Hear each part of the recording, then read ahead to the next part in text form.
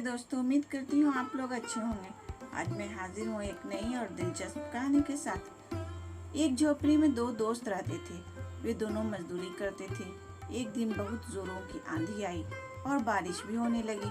शाम को जब दोनों घर वापस पहुँचे तो देखा कि आंधी तूफान के वजह से उनकी झोपड़ी आधी टूट गई है।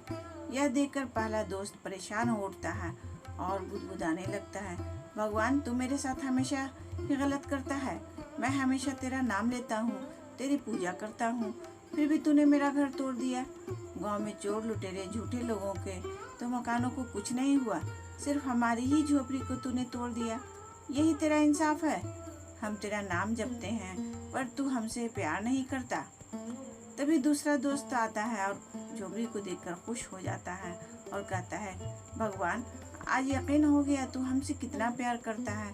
ये हमारा आधा झोपड़ी तूने ही बचाया होगा, वरना इतनी तेज आंधी तूफान में तो पूरी झोपड़ी ही टूट जाती। ये तेरी ही मेहरबानी है कि अभी भी हमारे पास सर ढकने की जगह है। यकीनन ये मेरी पूजा का फल है। कल से मैं तेरी और पूजा करूँगा। मेरा तुझ पर यकीन और भी बढ़ गया है। तो दोस्तों, एक ही घटना को एक ही जैसे दो लोगों ने कितने अलग अलग ढंग से देखा। हमारी सोच हमारा कल तय करती है। हमारी दुनिया तभी बदलेगी जब हमारी सोचें बदलेगी।